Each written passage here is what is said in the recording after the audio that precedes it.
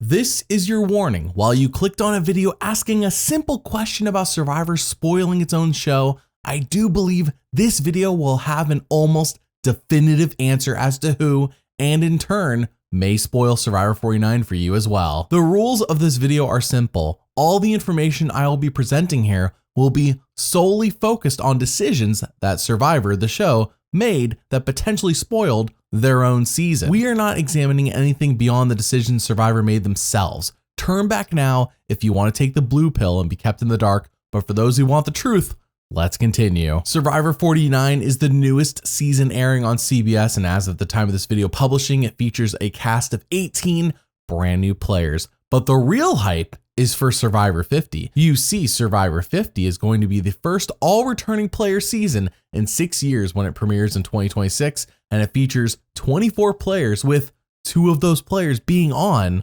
Survivor 49, the season that is currently airing. So what has Survivor officially said about the 49 players who are going to be on Survivor 50? From season 49, 2 players from a season you haven't seen that won't premiere until the fall.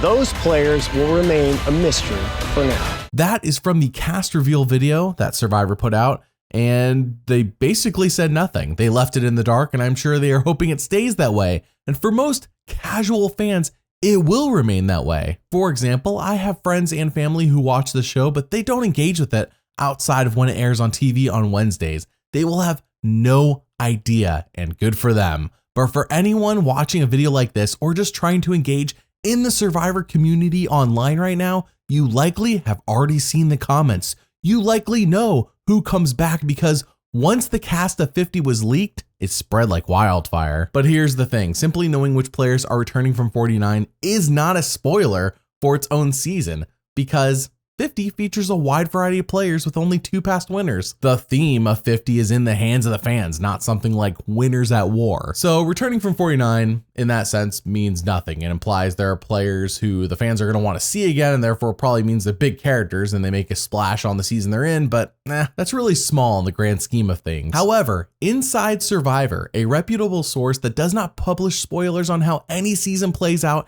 and only spoils who will be on a season, which they have been doing for over a decade now, published the same day as the video we watched that some guy named Rizzo and some lady named Savannah will return from 49 to be on 50. Cool. As I said before, they're probably just big characters. If we look back to the last all-returning season that had players from the season prior, with Michaela and Zeke, who played back-to-back on seasons 33 and 34, one was a pre-juror on 33 and the other made it to the post-merge. Neither of them won. It wasn't that big of a deal. With that precedent, we're golden. No spoilers yet. But then it happened. Survivor 50 finished filming, and like Inside Survivor does every single season for over a decade now, they published who is on which tribe, and this is the big one. This is the spoiler I think none of us were expecting. Do you want to tell me what videos I should make? Well, the patrons on Patreon pick multiple videos for me to make every month, and you can too. You also get to watch everything I make up to 7 months early and join our Survivor Fantasy League. If you're interested, then there's a link in the description. Thank you for your support. Now at that, so what is this big spoiler that seemed almost unintentional at first? Let's look at the tribe divisions for Survivor 50. The Teal tribe features 8 players, with 1 winner from a past season in D. Cool. It doesn't feature anyone from 49, so let's move on. The Purple tribe features 8 players, with 1 winner from a past season in Kyle, and also Rizzo is here too from 49. Okay, but then we go to the Orange tribe and there are no winners. The other 2 tribes have a winner, but Orange does not, unless Savannah wins Survivor 49. 2 + 2 = 4. 1 winner on each tribe equals Savannah must be the winner of Survivor 49, right? It's possible. The tribes do not have to feature 1 winner each. I mean, the last full returning season, the one we talked about earlier, that was not all winners, featured 3 winners. 2 were on one tribe and 1 was on the other tribe. That's not balanced at all. But in that case, why not put Savannah on the same tribe as Rizzo or on the Teal tribe with D? Why have they separated her like this? You may be thinking, Survivor itself did not spoil this, Inside Survivor did. But I counter with, Survivor made this decision knowing full and well that this cast was going to be leaked with the tribe divisions. Inside Survivor's website has them leaking the cast of Survivor going back to season 32 with 100% accuracy every time. By casting Rizzo and Savannah and putting them on the tribes the way they did, Survivor had to know this would get out to the public. I imagine it's why they made a video of them revealing the 50 cast a week after 48 ended. They had to have known we were going to find out. But then again, maybe we as an audience are all assuming things that are not true. The last season that aired, Survivor 48, hyped up Joe so much that most of the casual fan base, including myself, thought he was a lock to win, only to surprise most of us when Kyle pulled it out instead. The show toyed with us, and it is possible they're toying with us again, as we see in this opening scene of Survivor 49. The reporting world is all about connections. It's basically a huge social game when you're a reporter. It's about who you know and what they're going to be able to tell you before they tell their competition. Very similar to Survivor. So this is destiny for me. This is going to be the easiest million I will ever make.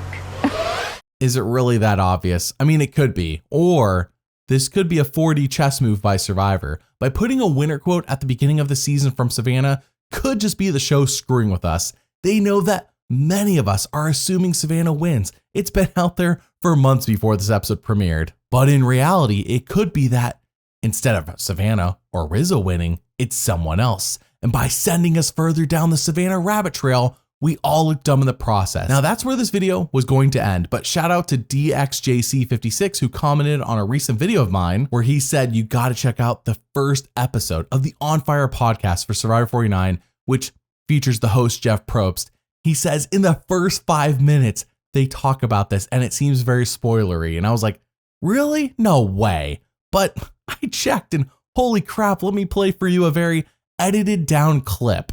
Easiest million you ever make, Savannah. That would be nice, but it seems unlikely. I like the confidence. What you're trying to do in the premiere really is say to the audience that the journey we're going to take you on will be worth your investment. So Savannah sits down and basically says, I've assessed the group. This is easy money. Wow. And what's fun about that is, A, Savannah's being honest, which is what we really need from the player. Be truthful with us. And B, the audience is now engaging in their own assessment. They're now assessing the player saying, that's a very confident statement to make 10 seconds into the first episode of the season. It also sure would be delicious if somehow she does make it the easiest million she's ever made. You know, we did that with Richard Hatch in the first episode of the first season. The check already has my name on it. Maybe this is coming full circle. Wow. It could be. Jeff just compared Savannah to Richard Hatch, who infamously did the same thing that Survivor did here. They spend 3 minutes and 20 seconds. I shortened it down, but it was in full 3 minutes and 20 seconds of the first 6 minutes and 20 seconds of their podcast talking about this winner quote from Savannah, ending it with talking about Richard Hatch.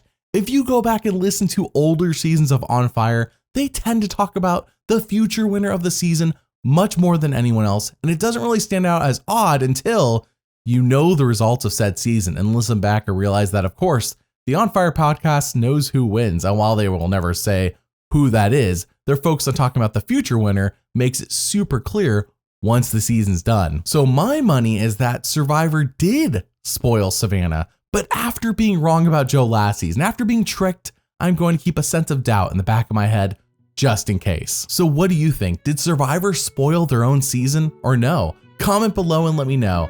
Thanks for watching, and doubly thanks for liking and subscribing. I'll see you all next time.